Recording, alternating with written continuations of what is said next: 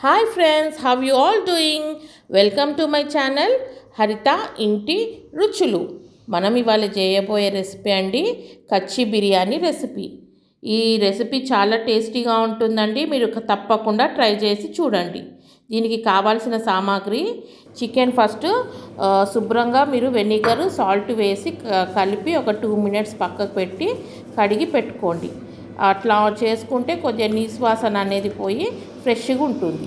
తర్వాత మనము 1 kg చికెన్కి ఈ కప్తో 4 glasses రైస్ తీసుకున్నానండి, బాస్మతి రైస్. ఇవి కూడా కడిగి పెట్టుకోండి.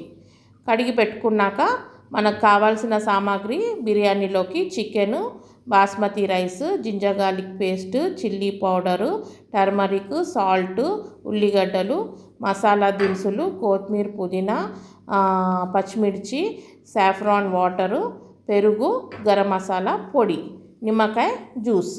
మనం ఇవన్నీ సమకూర్చుకోవాలండి. సమకూర్చుకున్నాక మనం ఫస్ట్ ఉల్లిగడ్డ అనేది సన్నగా కోసి పెట్టుకొని మనం ప్యాన్లోకి నూనె తీసుకొని అందులోకి ఉల్లిగడ్డ అనేది మంచిగా గోల్డెన్ బ్రౌన్గా మనం ఫ్రై చేసి పెట్టుకోవాలి. దీన్ని మనం బురానీ అంటాము. ఈ బురానీని మనం రెడీ చేసి పెట్టుకోవాలి. తర్వాత ఒక గిన్నెలోకి మనం కడిగి పెట్టుకున్న చికెన్ తీసుకొని అందులోకి మనం అల్లం వెల్లుల్లి పేస్ట్ ఒక 2 tablespoons అండి. తర్వాత ఒక 1 tablespoon గరం మసాలా, 1 teaspoon పసుపు, 3 tablespoons కారం పొడి, 2 tablespoons సాల్ట్, మళ్ళీ 2 tablespoons నిమ్మకాయ జ్యూసు అండ్ ఒక 1 to 2 tablespoons సాఫ్రాన్ వాటర్ వేసుకోవాలండి. వేసుకున్నాక అందులోకి కొత్తిమీర, పుదీనా, పచ్చిమిర్చి, ఈ ఎంచి పెట్టుకున్న బురానీ ఆనియన్స్, ఫ్రైడ్ ఆనియన్స్ వేసుకొని మనము కలుపుకోవాలి. ఒకసారి కలుపుకున్నాక ఇందులోకి మనము పెరుగు వేయాలండి. పెరుగు ఒక 1/2 cup అంత వేసుకుంటే మీకు మంచిగా క్రీమీగా ముక్క కూడా మంచి ఉడికి మీకు టేస్టీగా ఉంటుంది. కలిపి పెట్టుకొని మనము లాస్ట్లో పెరుగు కలుపుకోవాలండి. కలిపి పెట్టుకొని ఇందులో కొద్దిగా నూనె కూడా వేసుకోవాలి.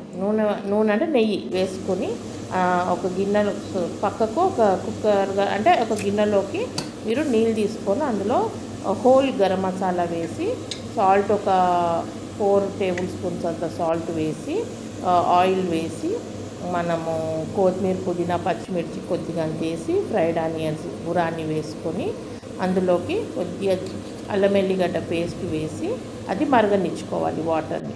అవి బాగా మరిగాక అందులోకి బియ్యం వేయాలండి.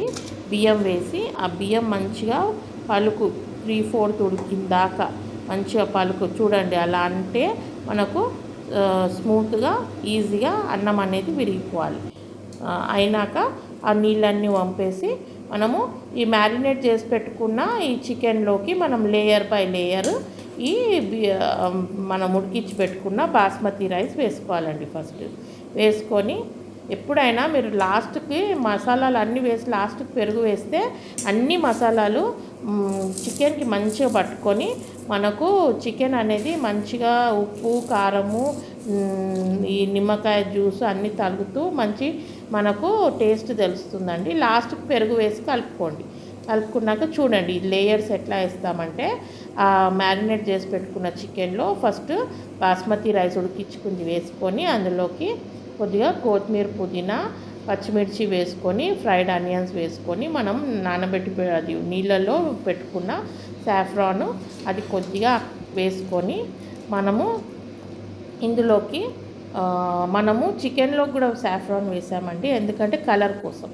అట్లాగే ఇందులో కూడా మనకు కలర్ కోసము ప్లస్ ఫ్లేవర్ కూడా ఉంటుందండి. సాఫ్రాన్ ఒక మధురమైన ఫ్లేవరు వేసి అందులోకి లాస్ట్కి ఒక 2 eggs అంటే మీ ఇంట్లో ఎంతమంది ఉంటే అన్ని ఎగ్స్ బాయిల్ చేసి పెట్టుకొని మళ్ళీ మూత పెట్టి 5 minutes హై ఫ్లేమ్లో, 25 minutes లో ఫ్లేమ్లో మీరు మూత పెట్టి మీరు బిర్యానీ స్టీమ్ ఇచ్చేసి తీసి చూడండి. మూత తీసి ఒక 10 minutes ఆగాక మూత తీసి చూస్తే చూడండి ఎంత పువ్వులు ఎంత విడివిడిగా ఎంత ఎమ్మిగా కనిపిస్తుందో బిర్యానీ.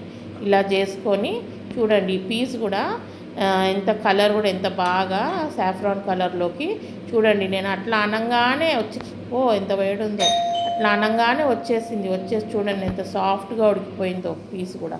చేశాక మీరు ఒక ప్లేట్లోకి సర్వ్ చేసుకొని తినండి. ఇది మనకు ఎంతో యమ్మీగా ఉంటుంది. ఈ కచ్చి చికెన్ అనేది మన పాతకాలపు అప్పుడు మనకు చికెన్ అనేది చాలా ఫ్రెష్గా దొరికాయి కాబట్టి, టెండర్గా ఉండేవి కాబట్టి ఇలా ఉండేవాళ్ళండి. అందరూ ట్రై చేసి చూసి మీరు నాకు కామెంట్స్ రాయండి. Like, share and subscribe. Thank you.